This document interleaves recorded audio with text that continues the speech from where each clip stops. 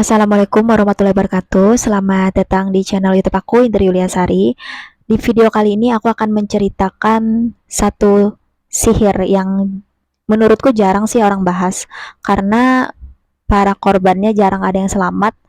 Walaupun selamat, mereka pasti akan lupa detail ceritanya, yaitu sihir yang bisa membuat orang menjadi gila atau membuat seseorang menjadi boneka, budak, bahkan tawanan oleh orang yang melakukan santet ini.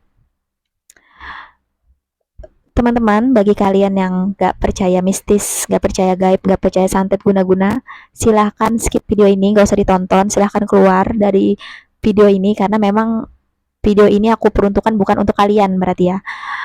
Video ini aku buat untuk orang-orang yang sedang mencari jawaban, sedang kebingungan, dan yang sepaham.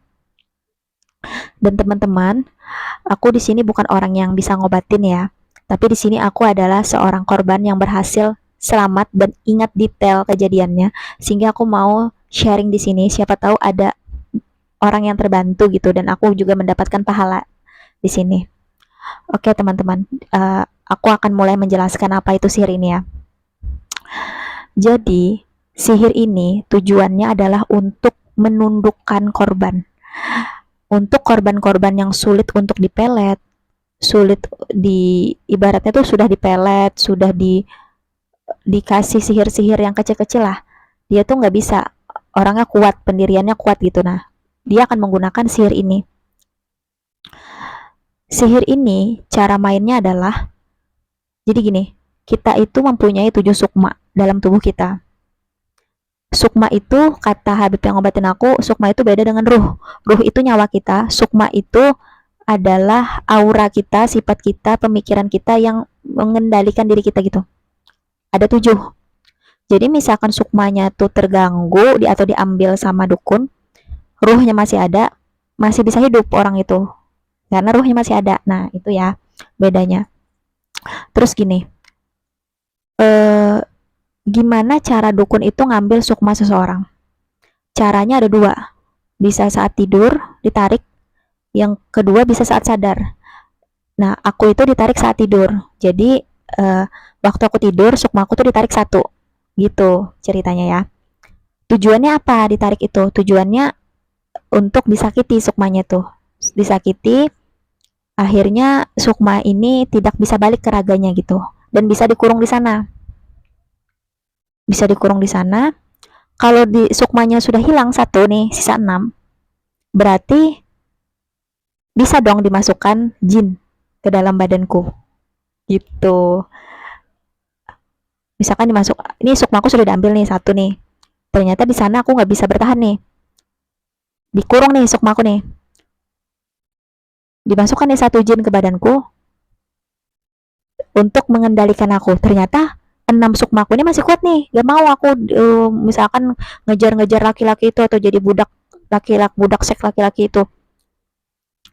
Diambil lagi nanti sukmaku 1 lagi gitu. Terus nanti diisi lagi sama jin gitu. Sampai nanti tinggal misalkan 3 sukma nih, ada 4 jin dalam tubuh. Akhirnya kan kalah jumlah, tidak bisa mengendalikan diri. Lalu akhirnya nih korban ini mau untuk ucuk-ucuk datang menyerahkan diri ke pelaku, melakukan hal yang sebenarnya tidak ingin dia lakukan, dan terjadilah hal-hal yang memang dimaksudkan untuk itu. Nah, sampai sini ngerti kan cara mainnya kayak gitu. Tapi di ceritaku aku nggak sampai sukmaku itu ditahan. Sukmaku itu ditarik waktu tidur, dan yang kejadian pertama adalah aku mau diperkosa 8 hari berturut-turut sama jin. Ketika aku ruqyah, kata ustadznya aku wajib untuk sebelum tidur baca doa segala macam kan. Udah aku lakukan, tetap aja mimpi yang sama sampai 8 hari berturut-turut, sampai aku akhirnya denger video di TikTok nyuruh pakai minyak kasturi. Minyak kasturi dibacakan ayat-ayat ruqyah sebelum tidur, dikasih di celana dalam yang bersih, dipakai, dan sampai situ nggak pernah lagi aku mimpi diperkosa. Tapi nggak diperkosa, tapi setelah itu aku mimpi kayak dipukulin, dikejar-kejar segala macam. Nah, ketika aku bangun itu benar-benar badanku capek, Bener-bener badanku tuh ada biru-birunya. Bener-bener aku kayak orang yang memang terjadi hal yang dalam mimpi itu. Badanku sakit semua. Nah, dan ketika aku kena parang maya, kan ada di video sebelumnya aku ceritakan. Nah, di situ aku berobat kan. Orang yang ngobatin aku bilang bahwa selama ini kamu dibawa ke alam jin saat tidur. Sukma kamu mau diambil gitu.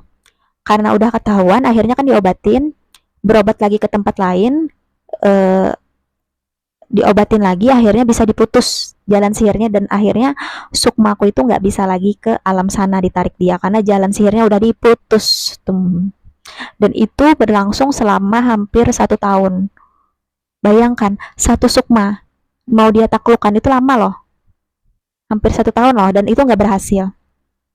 Jadi teman-teman, perjalanannya itu panjang kan.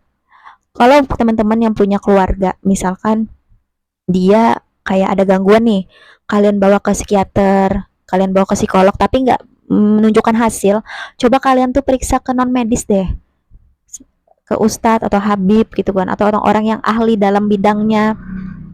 Siapa tahu itu adalah gangguan sukma gitu.